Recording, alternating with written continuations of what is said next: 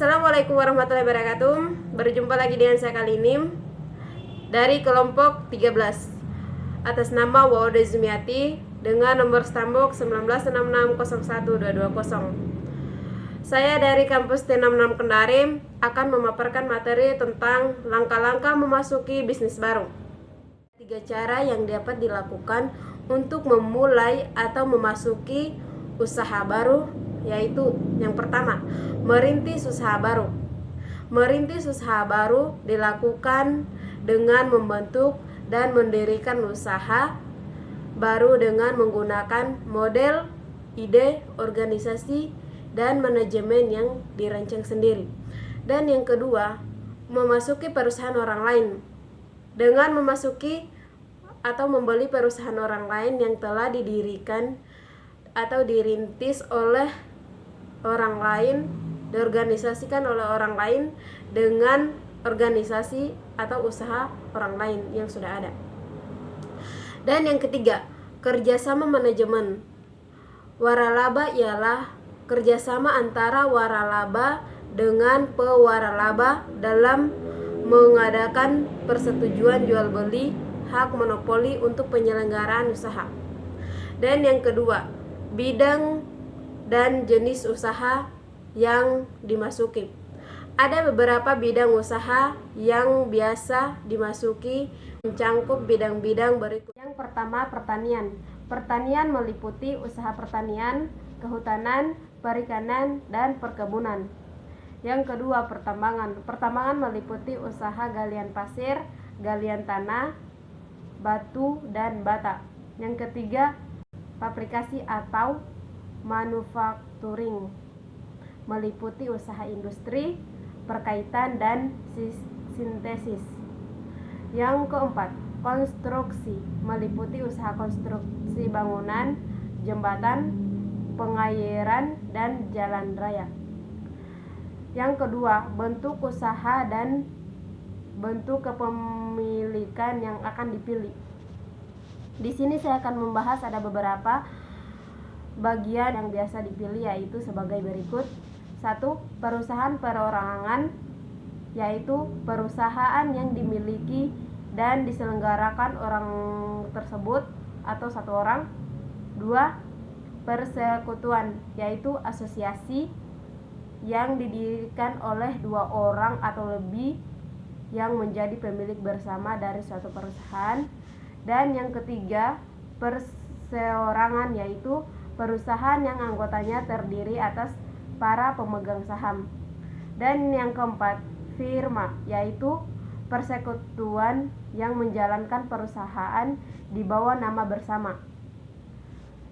Selanjutnya, organisasi usaha yang akan digunakan, yaitu kompleksitas organisasi usaha bergantung pada lingkup, cakupan, dan skala usaha yang akan dimasuki. Semakin besar lingkup usaha, maka semakin kompleks organisasi. Sebaliknya, semakin besar lingkup usaha, maka semakin kompleks organisasinya. Pada lingkup atau skala usaha kecil, organisasi usaha pada umumnya dikelola sendiri. Pengusaha kecil pada umumnya berperan sebagai manajer pemilik usaha kecil atau operator usaha kecil. Meskipun usaha pengusaha kecil identik dengan manajer pemilik usaha kecil, jika skala dan lingkup usahanya semakin besar, maka pengelolaannya tidak bisa dikerjakan sendiri, akan tetapi harus melibatkan orang lain. Dilihat dari fungsi kewirausahaan dan manajemen. Dalam perusahaan kecil, fungsi manajemen relatif tidak begitu besar, sedangkan fungsi kewirausahaan sangat besar perannya karena dasarnya adalah kreativitas dan inovasi. Sebaliknya, dalam perusahaan besar, fungsi kewirausahaan relatif tinggi begitu besar, sedangkan fungsi manajemen sangat besar karena adanya fungsi-fungsi manajemen. Sementara itu, fungsi manajerial pada dasarnya adalah fungsi-fungsi manajemen. Seperti halnya lingkungan mikro. Lingkungan mikro adalah lingkungan yang ada kaitan langsung dengan operasional perusahaan, seperti pemasok, karyawan, pemegang saham, majikan, manajer, direksi, distributor, pelanggan konsumen, dan lainnya. Lingkungan mikro juga pemangku kepentingan yang berhubungan langsung dengan perusahaan, terutama dalam mengambil keputusan, yang termasuk kelompok yang berkepentingan dan mengharapkan kepuasan dari perusahaan diantaranya sebagai berikut. Yang pertama, pemasok. Pemasok berkepentingan dalam menyediakan bahan kepada perusahaan. Dan yang kedua, pembeli atau pelanggan. Pembeli atau pelanggan merupakan lingkungan yang sangat berpengaruh karena dapat memberi informasi bagi perusahaan. Dan yang ketiga, karyawan. Karyawan adalah orang pertama yang terlibat dalam perusahaan. Yang keempat, distributor.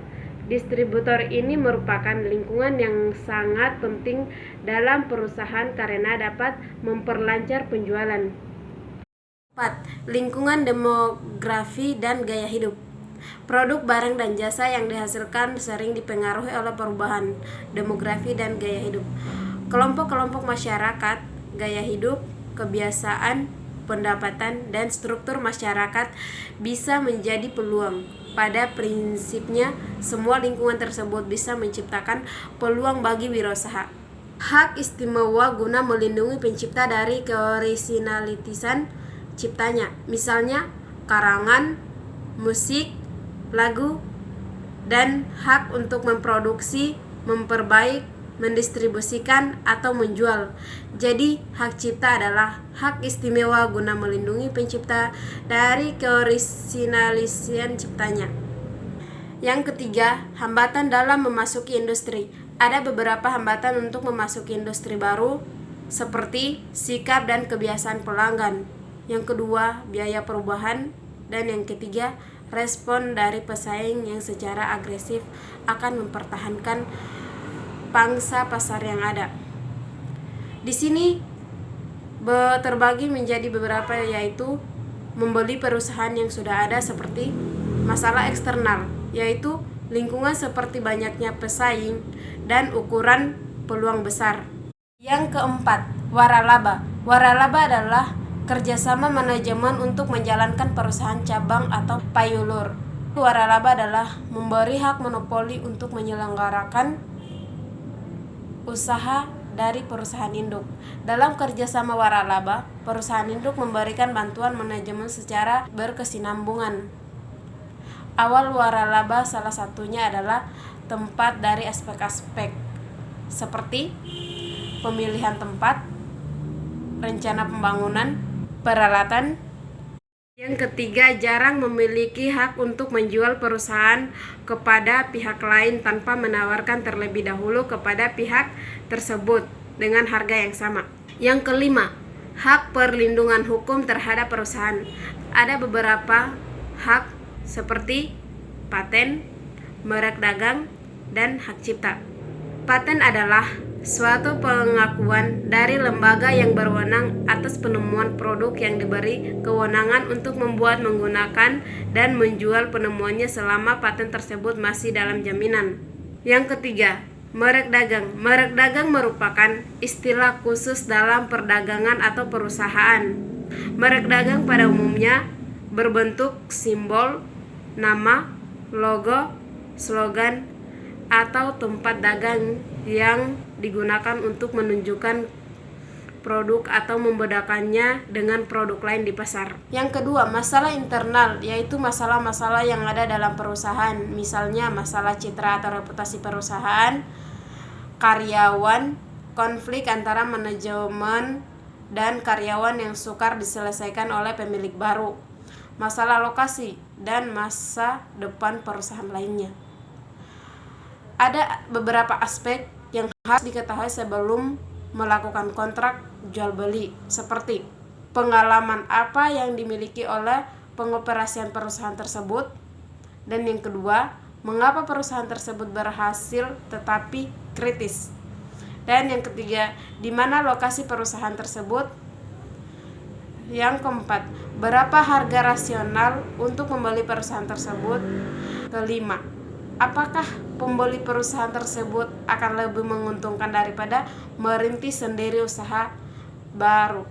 Lingkungan makro adalah pemegang saham di luar perusahaan yang berpengaruh tidak langsung terhadap jalannya perusahaan.